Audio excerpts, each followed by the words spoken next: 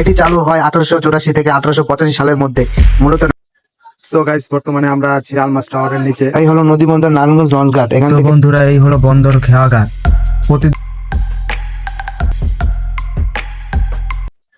So guys, বর্তমানে আমরা আছি আলমাস টাওয়ারের নিচে। তো অনেকেই ভাববেন যে আলমাস টাওয়ারটা আবার কোথায়। আলমাস টাওয়ারটা হলো 2 নম্বর গেটের অপর সাইডে।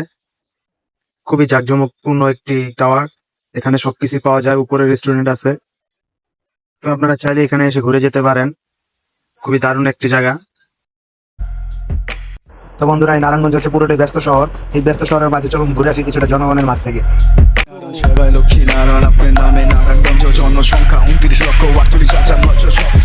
তো বন্ধুরা, পাশে হচ্ছে রেল লাইন। তো এটি নারায়ণগঞ্জ রেল স্টেশনে বাংলাদেশের অন্যতম প্রাচীন রেল স্টেশন। এটি চালু হয় 1884 থেকে 1885 সালের মধ্যে। মূলত নারায়ণগঞ্জ শহরের ব্যবসা বাণিজ্য প্রসারের জন্য এটি ঢাকা নারায়ণগঞ্জ রেলপথের একটি গুরুত্বপূর্ণ স্টেশন। ব্রিটিশ শাসনামলে তৈরি হওয়া এই রেল স্টেশনটি বিশেষ করে পাট পরিবহনের জন্য ব্যবহৃত হতো। আজও এটি যাত্রী ও মালবাহী ট্রেন চলাচলের গুরুত্বপূর্ণ কেন্দ্র হয়ে থাকে। রেল লাইনের দুপাশে অনেক দোকান দেখা। এইসব দোকানে স্থানীয় মানুষ ছাড়া ট্রেনের যাত্রীরা কিছুটা কেনাকাটা করে। দোকানগুলো সাধারণত টিনের ছাউনিতে তৈরি, কিছু অস্থায়ী আবার কিছু স্থায়ী। এসব দোকান রেল লাইন ঘেঁষে হওয়া ঝুঁকিপূর্ণ হলেও বিক্রেতারা জীবিকার জন্য এই জায়গা বেছে নিয়েছে।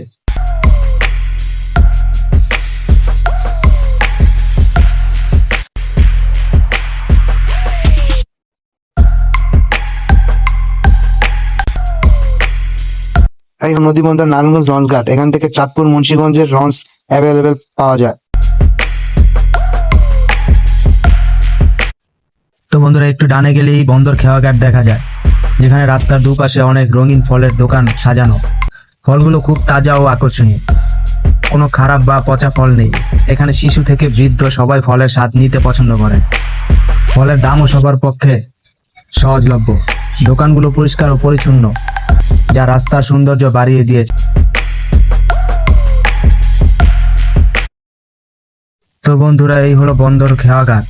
প্রতিদিন সকালে বিকালে অনেক মানুষ নৌকায় পারাপার হয়, তাই এই জায়গাটি খুবই ব্যস্ত। তবু এখানে প্রাকৃতিক সৌন্দর্য বজায় রয়েছে, যা লোকজনকে আনন্দ দেয় এবং জায়গাটি প্রাণবন্ত করে তোলে। এই হলো বন্দর খেয়াঘাট। এখানে প্রতিদিন শত শত হাজার মানুষ পারাপার হয়।